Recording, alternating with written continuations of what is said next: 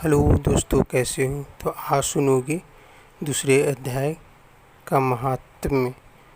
तो अभी तक हमारे चैनल को लाइक, शेयर एंड सब्सक्राइब नहीं किया तो ज़रूर करें। बेल आइकन दबाना ना भूलें, इससे आपको न्यू नोटिफिकेशन मिलती रहेगी। तो सुनिए।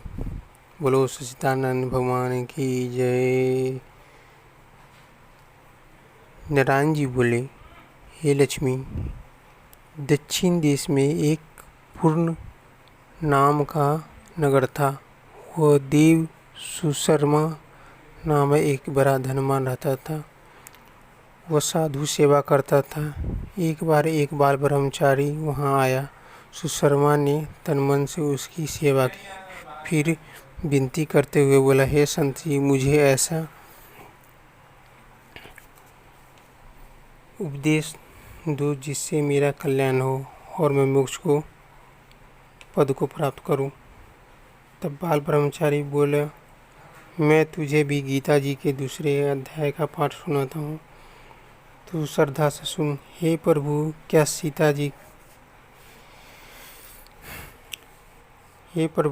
गीता जी का दूसरा अध्याय सुनने से पहले भी कोई मुक्त हुआ है?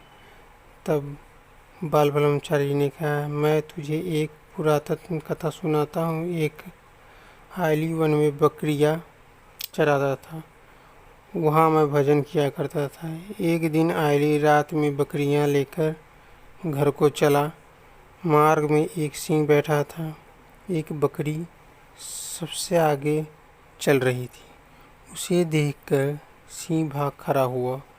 वह आयली यह अचरज देखकर बड़ा चकित हुआ। तभी मैं भी वहाँ जा पहुँचा। उस आयली ने मुझसे कहा, बकरी को देखकर शेर भाग खड़ा हुआ। हे संत जी, यह तो बड़े आश्चर्य की बात है।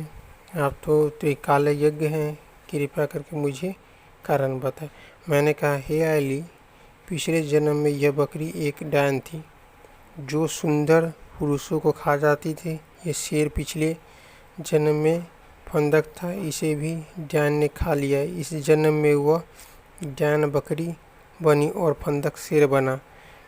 शेर को पिछले जन्म की बात याद थी, इसलिए बकरी को देखकर उसने समझा कि वही डायन रूप बदलकर उसे खाने आई, इसलिए वह डरकर भाग गया।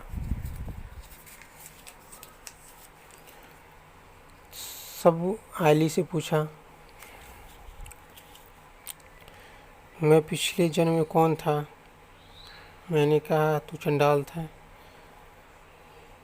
तब आयली ने कहा, हे ब्रह्मचारी जी, क्या कोई ऐसा उपाय भी है कि हम तीनों की इस अधम देह में छूट जाएं?